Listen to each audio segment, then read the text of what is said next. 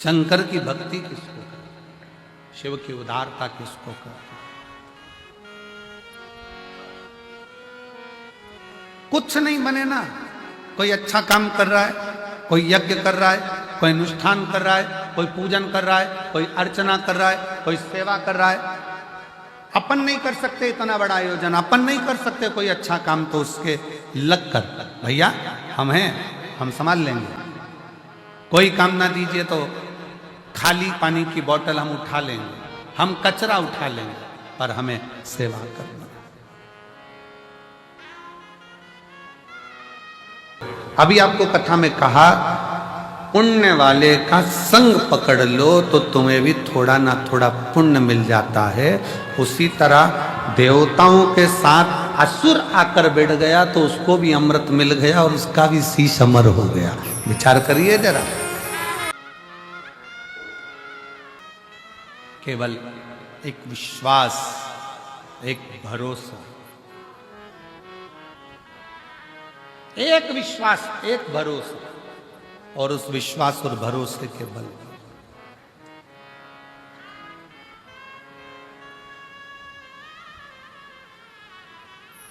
जब पुण्य प्रबल होता है तब जाकर कोई सतमार्ग तक पहुंचता है।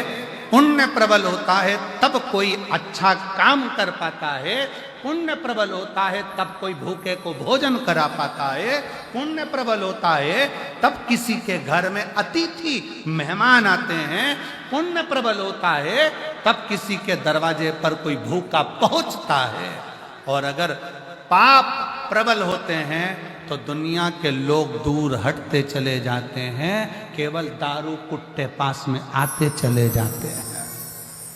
केवल नशा, चाहे वो मदिरा का हो, जुए का हो, व्यसन का हो, स्त्री का हो, किसी भी तरह का नशेला व्यक्ति तुम्हारे से जुड़ते चले जा रहा है और भगवान दूर हटते चले जा रहे हैं। पहले मन करता था जाकर अरदास करने पहुंच जाते थे, पहले मन करता था तो मंदिर तक पहुंच जाते थे, पहले मन करता था गुरुद्वारे तक पहुंच जाते थे, पहले मन करता था तीर्थ तक पहुंच जाते थे। अब भगवान ने धन भी दे दिया, गाड़ी भी दे दी, ड्राइवर भी दे दिया, सत्ता भी दे दी, वैभव भी दे दिया, और भगवान के दरवाजे तक पहुंच नहीं पा रहे हो।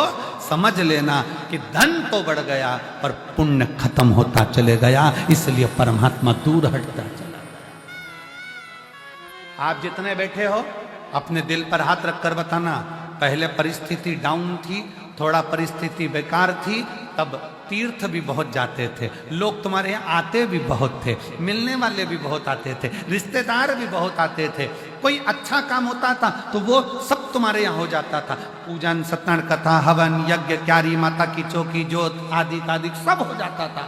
वाणी जी हो जाती थी, जो कुछ करना चाहते थे वो सब तुम्हारे घर पर होता था। अब जैसे जैसे घर बड़ा हुआ, महल बड़ा हुआ, गाड़ियां बढ़ी, मोहल्ले में सब कुछ तुम्हारी अटारी हवेली सब बन गई, और धीरे धीरे अब पुण्य का काम कम होता चला जा रहा है। समझ लेना कि हमारा पुण्य समाप्त हो गया, इसलिए हमसे भगवान की पूजन पाठ आराधना संगत भी दूर होती चली जा रही। क्यों हो रही है? वो नजदीक आना चाहिए।